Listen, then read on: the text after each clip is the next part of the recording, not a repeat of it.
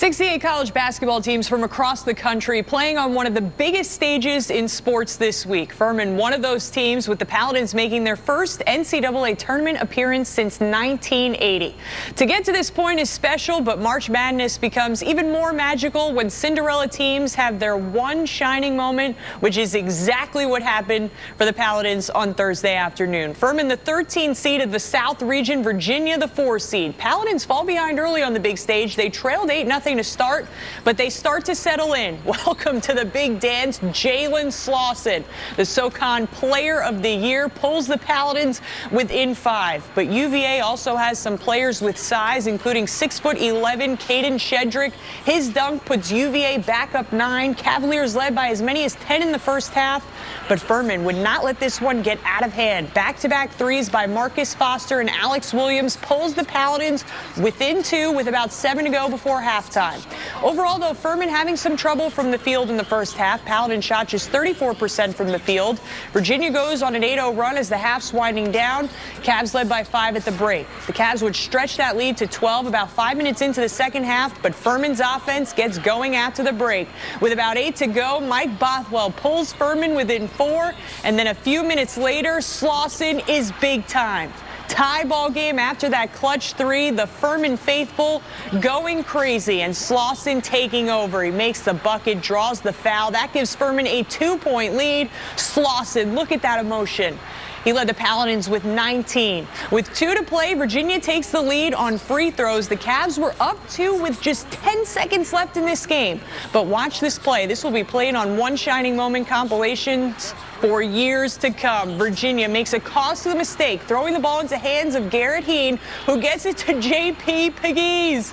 Pegues is the hero. His 3 gives Furman the lead with just 2 seconds left on the clock. Virginia's last-second shot falls short, so Furman is moving on in the big dance. What a win for this program, and one of the most exciting finishes to an NCAA tournament game you will ever see. The Paladins win it 68-67, their first NCAA tournament win since 1974. Sports director Mark Whiteman there to see it all. He joins us now live from Orlando. Mark, what a fantastic finish. Oh, man, I feel like we're finally starting to let the heart rate come down a little bit, because that was as incredible a finish as you will ever see in a college basketball game. The Furman Paladins, you can talk for days and days and days about the shot J.P. Pegues hit in the final moments, Julia, but I want to go back to shortly before that, because as Bob Ritchie preached after this game, this was a total team effort, and as strange as it sounds, the game really started to turn when 50-year senior and their leading scorer, Mike Bothwell, fouled out with about 6.5 minutes left in the game. Bothwell could have hung his head. He could have wallowed in self-misery at what could potentially be the final game of his college career. Instead, he ran right to the sideline and told us after the game he was going to be the best cheerleader he could be in that moment. And then his roommate, the other 50-year senior, Jalen Slauson, who you mentioned all over that highlight, he turns the game with a 9-0 run by himself, gave Furman their first lead with 5 minutes to go, and the rest was history. You know, Mike fouled out. It was a little bit of a tough moment, and I came back in the huddle, and he was leading the huddle, and he was telling the team, he's like, "We're gonna win this game," and there was no hesitation. There was no, I'm getting a bad deal here. There was no, I can't believe this is happening. He looked right at his teammates. He said, "We're gonna find a way to win this." I promised Mike this wasn't gonna be his last time putting this jersey on, and you know, my teammates and my coaches did a great job pouring belief into me, and we know Mike is one of the greatest scorers in the country. And so we knew somebody had to pick up the slack there.